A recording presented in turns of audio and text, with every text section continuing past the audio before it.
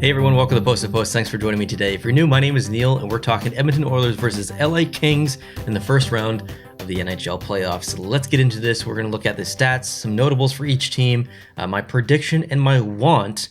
I'm doing all series, okay? If you haven't seen the other ones, please go check them out. There's more to come on the channel as well. Bracket prediction coming too. Let's get into it. Let's start off with points. Let's talk points. 104 points for Edmonton versus 99 for LA, so Edmonton takes the cake there. Goals for 290 versus 239, a substantial gap right there. 290 versus 239. Goals against 252 versus 236. LA wins there, 236. Okay. Goal differential plus 38 versus plus 3. Edmonton wins there. Power play 26% for Edmonton. Not a surprise there. 16.1% for LA. Not good. Absolutely terrible, actually. Penalty kill 79.4 versus 76.7. Special teams are not the LA Kings' strong suit. Record versus Edmonton went 3 wins, 1 loss versus LA, and obviously LA went 1 win and 3 losses, so Edmonton wins there. Home record 28, 12, and 1. LA's is 21, 16, and 4, so Edmonton has a stronger home record. Away record 21, 15, and 2. LA actually has a stronger home record, 23, 11, and 7. That's going to be an interesting thing to watch. Last 10 games, 7, 2, and 1 for Edmonton, and 6, 3, and 1 for LA, so Edmonton wins there. So a couple of statistics back and forth, but what that really tells me is that LA needs to stay out of the box and just play 5-on-5. That's really probably how they're going to win this series if they're going to win. If they go up on the power play, likely not much is going to happen. If they go on the penalty kill, unfortunately, they're going to get scored on.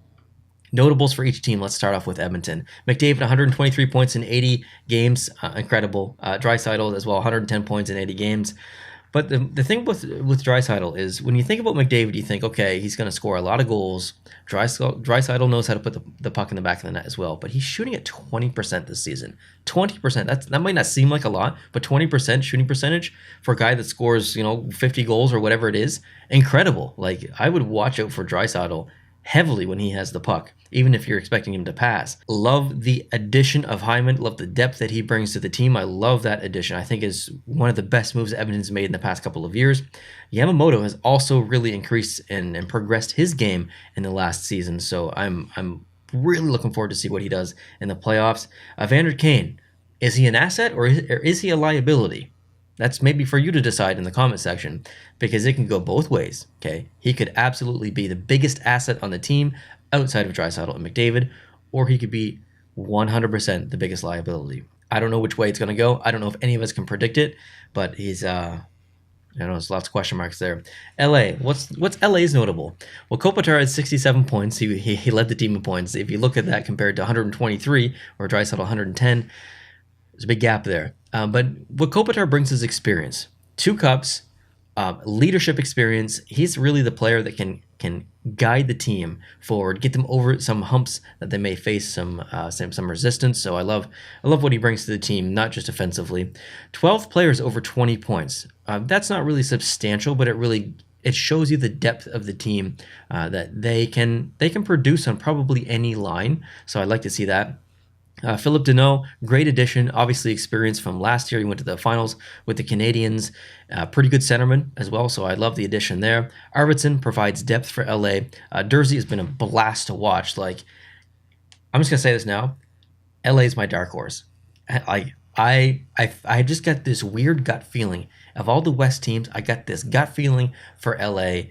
I think there's something going on. Like, there's something almost magical with the team right now, even if the numbers don't reflect it. I don't know. I can't explain it. I just got a gut feeling. And Durzi is part of that gut feeling.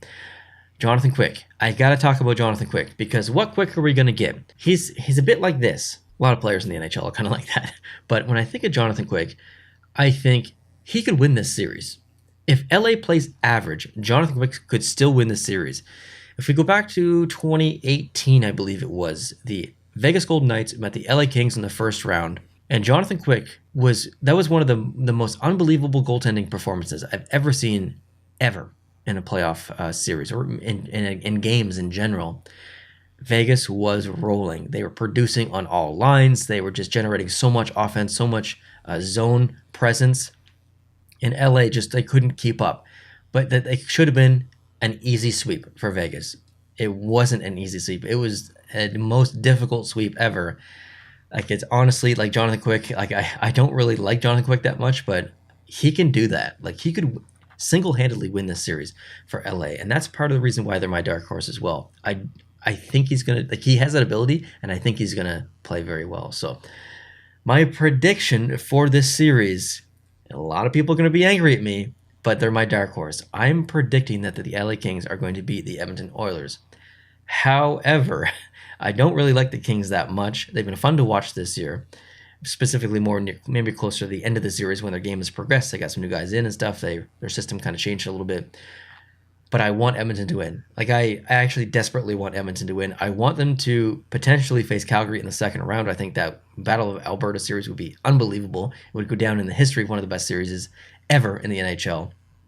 And regardless of Calgary or the potential of meeting Calgary, I still want Edmonton to win. We deserve, as hockey fans, more McDavid the longer in the playoffs.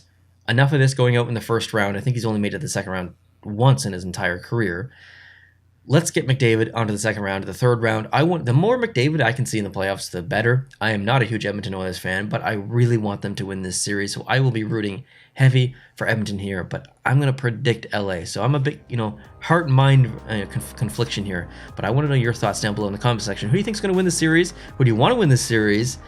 Would love to hear from you. And this series is tricky. Okay, this one's tricky to predict, so we'd love to hear you. I read all the comments. Thank you so much for watching. If you're new, please consider hitting the subscribe button so you can see all the future series previews. Hope you guys are having a great day. If you enjoyed this video, hit the like button, and I'll talk to you very soon. Adios.